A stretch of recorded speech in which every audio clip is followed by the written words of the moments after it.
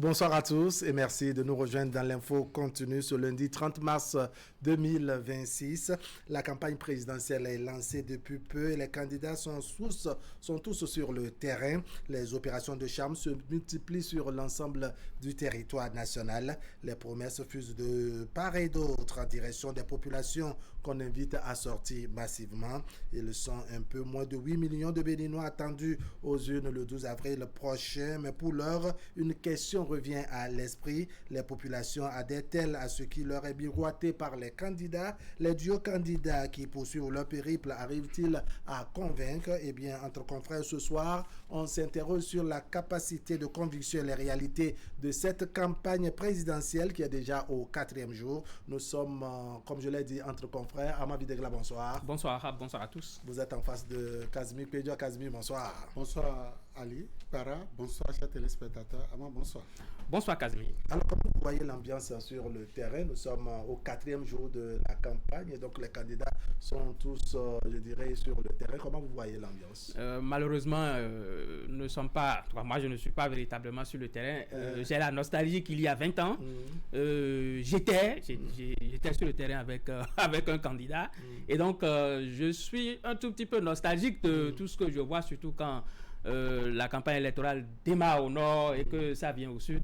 Je crois que il y a 20 ans, c'est l'expérience que j'ai vécue. Oui. C'est-à-dire qu'aujourd'hui, vous ne voyez pas, je dirais, la même ferveur qu'il y a 20 ans. Non, oui, c'est pas ça aussi, parce que pourquoi? C'est une campagne, nous vivons une campagne pas comme les autres.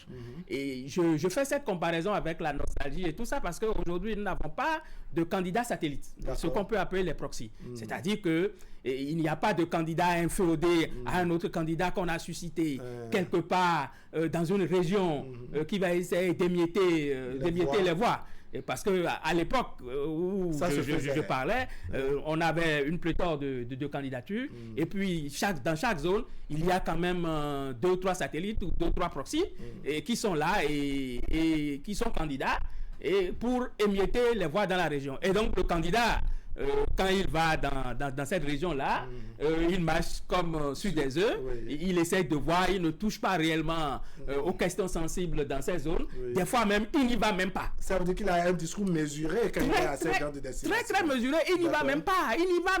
Il reste juste dans la ville. Si par exemple, dans la Takora, il est juste à Natitengou, je me souviens, cette nuit-là...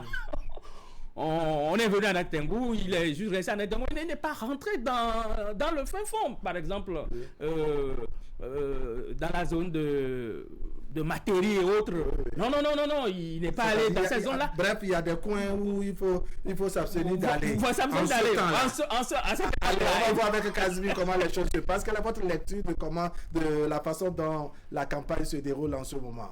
C'est que nous avons vieilli, Ama Videgla et moi, nous avons vieilli certainement à l'Ipara, et donc on a laissé les jeunes pour cette fois-ci aller sur le terrain, nous ramener l'information. Non, c'est une façon de parler. Il faut déjà dire qu'à chaque génération, sa méthodologie, sa manière de faire. Et ici, les réformes ont pris par là. Donc désormais, vous voyez cette ribambelle, cette manière de faire, cette ribambelle donc de candidatures que nous avons jadis, qui donc jonchent les rues, nos rues et campagnes.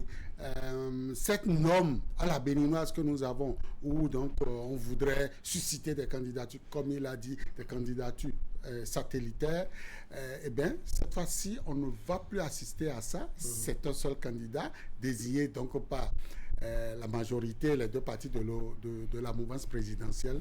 On aurait bien voulu avoir aussi 1 ou 2 de l'opposition ou des personnes neutres, mais compte tenu donc des réformes, disais-je, on assiste malheureusement ou heureusement à 2 candidats. Est-ce que comme Ama Videgla, vous aussi, vous êtes un peu nostalgique à ce que... Très nostalgique parce que, vous savez, la période des élections, c'est la période des grands retrouvailles, c'est la période festive, c'est la période aussi, s'il vous plaît, Ali Para, que vous l'aimez ou pas, nous allons le dire, des mercato.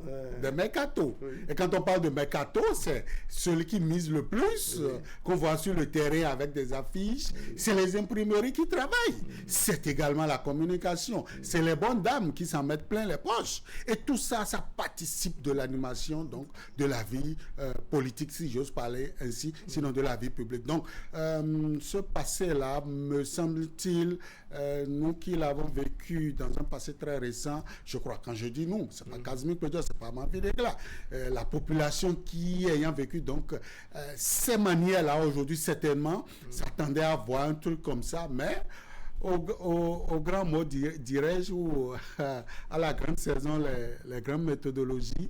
Cette saison, nous n'allons pas assister à ça, malheureusement. Alors, c'est une candidature. C'est vrai, les choses ont changé. Casimir soulignait tout à l'heure que les réformes sont passées par là, donc il faudrait s'adapter. Est-ce qu'on va rester chaque fois à chanter la nostalgie, se souvenir du passé, non, alors qu'il faut vivre à l'ère de son temps? Il faut vivre l'ère du temps. Oui, l'ère du temps, c'est normal. Non. Moi, je suis professionnellement nostalgique. D'accord. C'est professionnellement nostalgique. De façon professionnelle. De façon professionnelle. Je ne suis pas nostalgique de tout ce que la population vit et tout ça. Non. Moi, j'ai vécu une expérience, c'est-à-dire que dans ma vie, journaliste, reporter. Voilà, de reporter de mon journal, on me positionne sur un candidat. C'est pas que je suis dans un département et que quand un candidat Tantampion vient, je couvre là-bas. Non, je suis positionné. On a bien compris. Je me rappelle même le candidat dans ses déplacements. Dans la campagne. Dans tout le pays. Oui, comme ça se fait dans beaucoup de relations. Voilà, de relations. Donc, c'est sur ça que je suis très nostalgique de tout ce qui se passe. Et donc, vous voyez, aujourd'hui, nous avons deux candidats. Ça va être un peu plus dur, je vais le dire comme ça, parce que les candidats vont parcourir toutes les communes. Oui, 77. Toutes les communes, parce que c'est 100 satellites. Donc, toutes les communes. Le discours va être un discours peu mesuré, très peu mesuré. Le discours va être très ouvert. J'ai déjà des échos. Il y a quelqu'un qui vient... Quand quelqu'un... Bon, est-ce qu'il faut que je relaisse ça ici? Alors, il n'y a pas de problème. Est-ce qu'il faut que je relaisse ça ici? Un détail de son projet de société. Voilà, il dit quand quelqu'un vient, demandez-lui son salaire. Et quelqu'un dit, mais quand lui aussi vient, il faut lui demander son salaire. Quand il était ministre, non? Demandez-lui aussi son salaire. Au moment où il était... Voilà, donc... ça fait des petites piques. Voilà, candidats très bien. Entre eux. Voilà, donc, on a des arguments qui tiennent la route, compte tenu de la feuille de route que nous appelons les projets de société. Et puis, on a aussi quelques arguments, je vais dire, un peu farfelus, de candidats qui disent, bon, nous allons fixer telle chose à tel prix, on va fixer telle chose à tel prix. C'est très important. Tout ce qui va dans l'estomac ou dans le ventre des populations, ils sont vraiment très accrochés. Ils sont accrochés à ça. Je suis tout à fait d'accord. Alors, c'est la période des grandes promesses également. Avez-vous entendu, je dirais, ces déclarations fortes, ces promesses fortes de tel candidat ou tel autre? Oui, la promesse, oui. D'un côté, on entend suffisamment. Oui, c'est la saison des promesses. Des promesses. Et mieux, c'est même plus une promesse, c'est une réalité, c'est une continuité chez un candidat que tout le monde connaît. Mais de l'autre côté, on est allé jusqu'à donc faire des révélations. On est allé jusqu'à donc rappeler la révélation du phare pour dire, bon, vous voyez, les ceintures étaient déjà serrées. On nous dit encore que le fils de Tantampion serait encore plus dur. Ça veut dire, désormais, c'est dur. Vous voyez, tout ça, ça apporte le grain de sel qu'il manquait donc à cette fête-là pour qu'elle soit véritablement bonne. Mais au-delà de ça, c'est la question de projet de société. C'est la réalité. Vous avez vu l'autre candidat, il descend. C'est vrai, on dira depuis 10 ans, c'est la première fois qu'on le voit dans ce gentleman argument où il descend, il rencontre la population à la base, vraiment. Il descend dans les hameaux, il descend au niveau de la main-d'œuvre méso, je parle bien, donc les bonnes dames ou les messieurs qui se sont installés et il pose des questions. C'est pas qu'il ne savait pas, il savait. Mais à l'occasion, on voit quand même quelqu'un qui va au cœur de...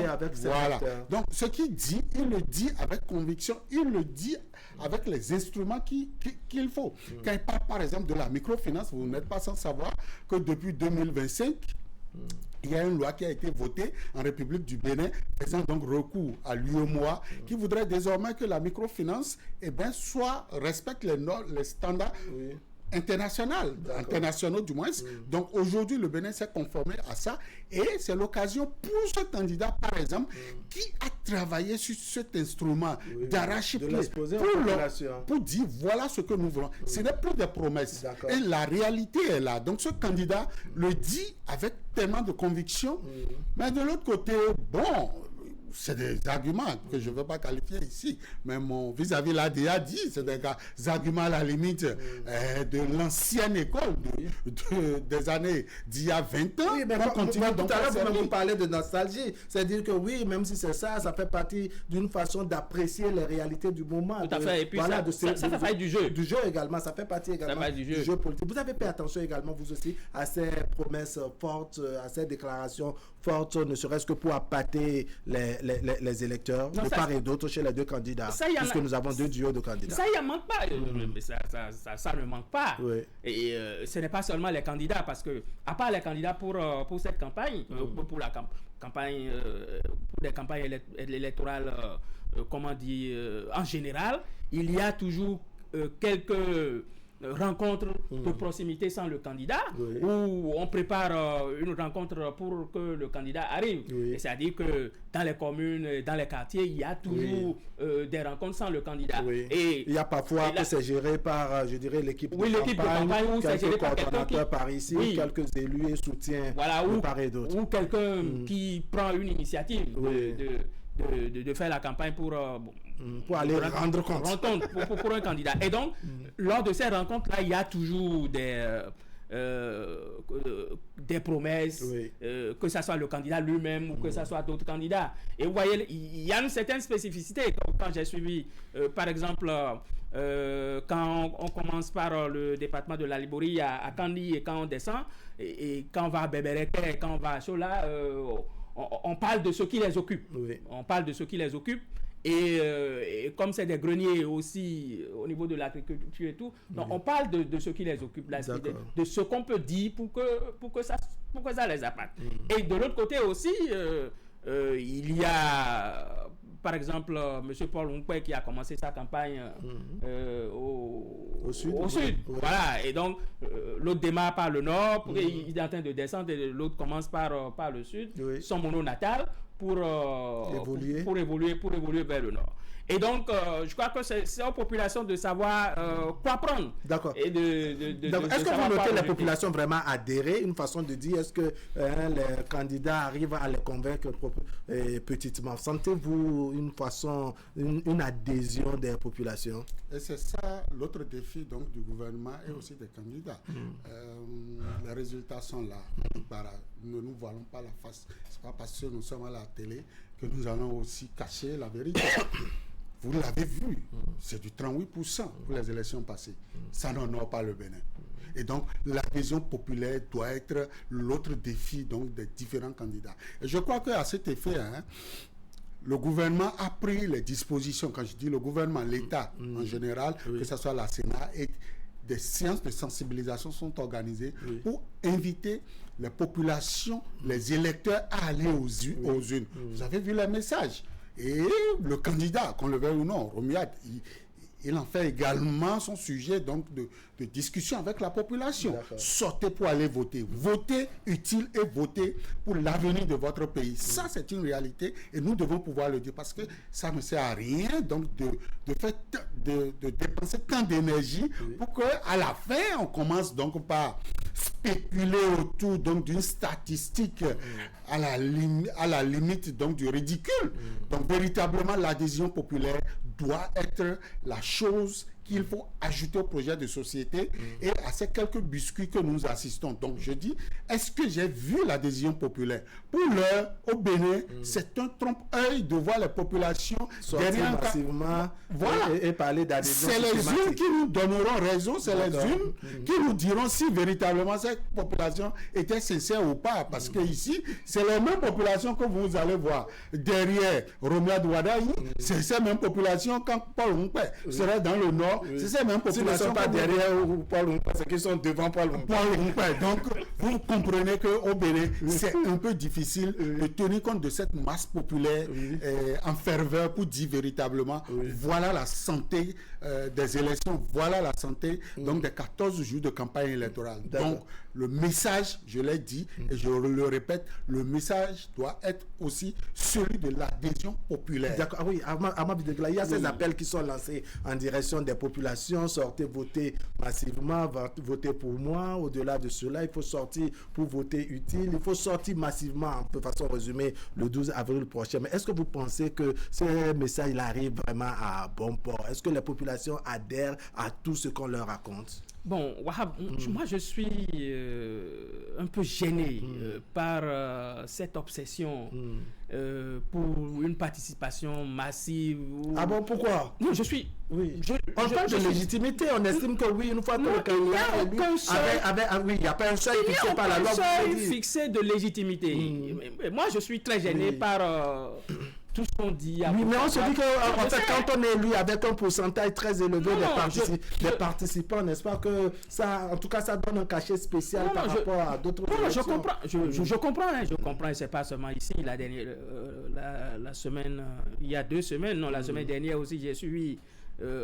Pour ne pas la nommer en France, avec les municipales là-bas, j'ai suivi aussi. Hein. C'est-à-dire que même dans les grandes démocraties, c'est un débat qui est à l'ordre du jour. Et les confrères aussi sont vraiment taillés sur cette affaire-là. Et déjà à midi, on annonce un taux de participation déjà à midi, puis on fait la comparaison par rapport à la dernière, élection et tout ça. Je suis tout à fait d'accord. Mais vous pensez que c'est un détail non négligeable? Non, c'est pas aussi non négligeable que ça. Mais ne soyons pas obsédé par cette affaire-là. J'ai constaté que l'obsession, c'est une obsession. C'est une obsession.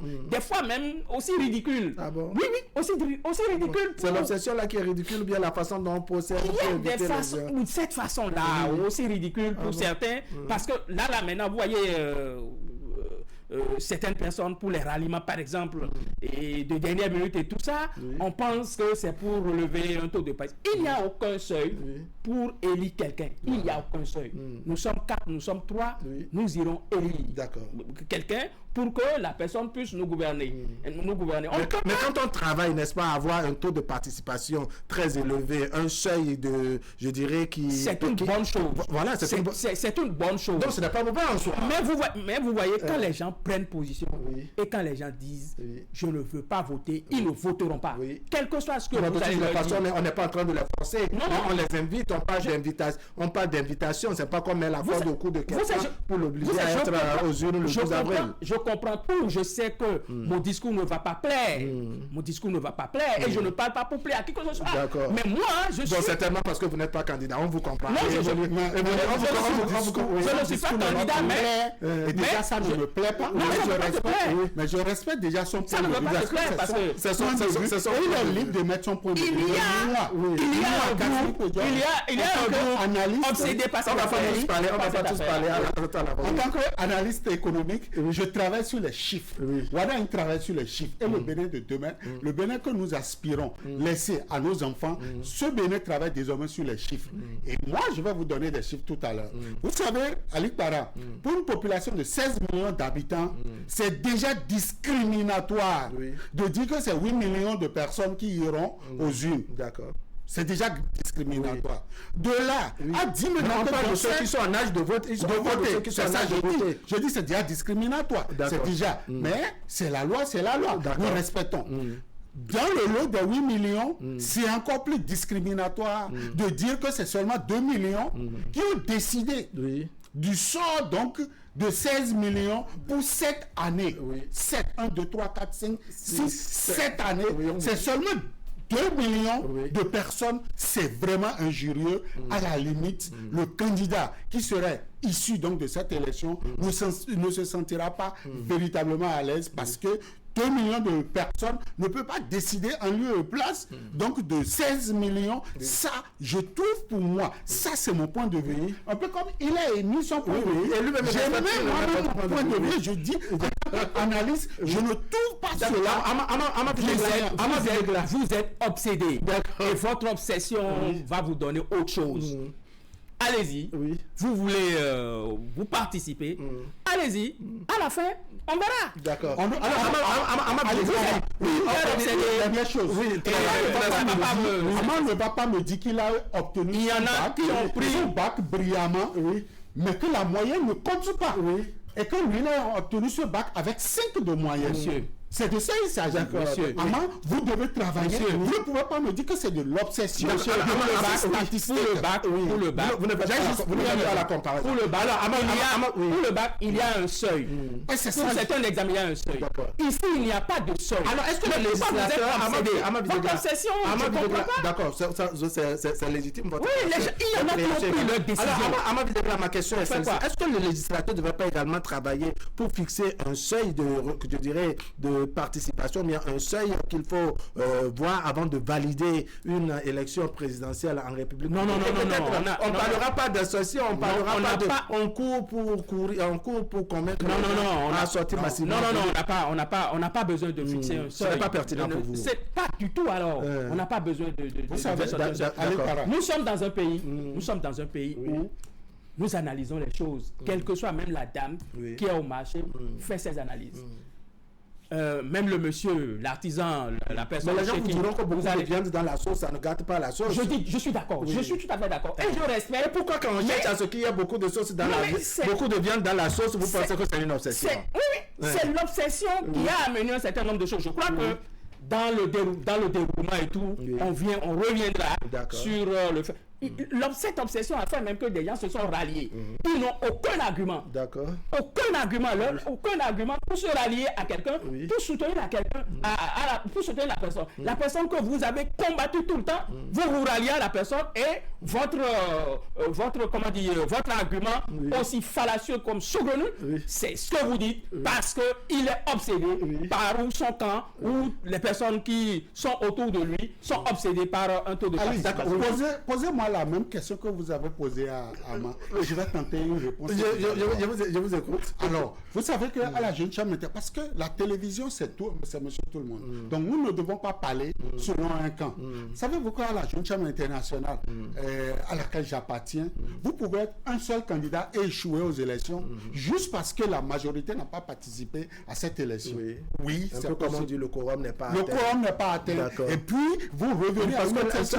C'est possible. dans ce cas de figure, c'est qu'on a fixé un Merci. seuil. Donc, Oui, Amand on ne peut Videgla pas base dire son ça argumentaire, n'est-ce pas, sur le fait qu'il n'y a pas un seuil que la loi est fixée, Nous que la devons loi aller fixe vers en République du Et Bénin. pourtant, nous devons aller vers là. Pour pouvoir donc légitimer les élections de nos représentants, nous devons faire l'effort. Parce qu'aujourd'hui, qu'on le veuille ou non, Patrice Talon a réussi le pari donc des réformes. Ça, c'est une réalité. Nous l'avons vu sur le terrain. pensez qu'il faut- Aujourd'hui, il faut c'est aller en avant terminé. et Ce atteindre- bambou-là, et atteindre ce niveau-là également. Merci. L'autre défi, certainement, qu'il a laissé à son genou, à sa succession, c'est certainement donc ce pari donc de la participation massive. Donc, on ne peut pas rester ici aujourd'hui et dire que non, nous ne devons pas aller à ça. On vous aurait compris. Alors, on revient, n'est-ce pas, sur cet aspect de, je dirais, de conviction au niveau des populations, la capacité de conviction des candidats. À l'aune de quoi on va mesurer, je dirais, cette conviction, cet exercice que les candidats sont en train de faire sur le terrain? Comment on arrive à mesurer cet impact sur les populations, les électeurs? Très belle question, Ali. Non, je crois que c'est par rapport à ce qu'ils disent. Vous savez, nous avons plusieurs catégories de population. Doit-on attendre le 12 avril au soir, je dirais, des élections pour savoir si oui, ils ont vraiment convaincu, ou bien même à l'heure actuelle, sans un baromètre fixe, Vous savez, je suis une émission sur une chaîne. C'est un Américain, c'est des Américains qui animent cette chaîne-là. Il allait quelque part, il a retrouvé le portrait d'un président et il dit, mais lui là il fait quoi là? Et on lui dit, il dit, moi je ne vote pas pour, moi je vote un homme, je ne vote pas pour un parti. D'accord. Vous voyez? Oui. Combien de catégories, même jusqu'à ce niveau-là, ces gens-là qui ont fait plus de 3 ans de démocratie, vous voyez comment les gens réfléchissent? Il y en a qui votent pour les partis. Oui. Il y en a qui votent pour les hommes. Oui, pour des personnes. Pour des personnes. la tête du président ou la tête de quelqu'un qui va travailler avec le président et on mise sur lui pour dire, bon, voilà, quand lui passe, quand le président passe, on peut mettre la tête. À l'heure actuelle, comment on arrive à évaluer, n'est-ce pas, que comment dire, la capacité d'adhésion, hein, le volet adhésion des populations, est-ce qu'elles sont vraiment en train d'adhérer à tout ce qu'on leur chante sur le terrain, parce qu'à toutes ces destinations des candidats, il y a un message qui est passé. Est-ce que les populations adhèrent ou bien elles sortent seulement, n'est-ce pas, ne serait-ce que par curiosité, pour découvrir c'est qui le candidat, c'est qui le futur président? C'est pourquoi j'ai dit, nous avons plusieurs types de candidats. C'est-à-dire que lors d'un meeting, il y a tout le monde. Il y a des gens qui sont venus pour suivre. C'est-à-dire qu'on a plusieurs types d'électeurs, voilà, et de candidats. Il y a des gens qui sont venus pour suivre. Il y a des gens qui sont venus par contrainte. Il y a des badauds, juste qui sont venus pour voir comment est-ce que ça se passe. Et donc, il y a plusieurs personnes. C'est le jour de l'élection que nous allons voir la décision des uns et des autres à se lever pour aller voter. Allez, mais des gens qui ont pris leur décision auparavant, difficilement on les convainc. D'accord, merci beaucoup Armand Videgla. On va revenir sans doute au cours de la semaine, n'est-ce pas, pour voir un peu comment les choses évoluent au niveau de nos candidats sur le terrain, puisque la campagne se poursuit. Je rappelle que nous sommes au 4e jour, ça ne va pas s'arrêter là. Mesdames et messieurs, ce serait tout pour aujourd'hui. Merci de nous avoir suivis. L'information continue sur Canal 3 Bénin. À 23h, vous avez la rediffusion et demain autour de 10h30. Allez, portez-vous bien.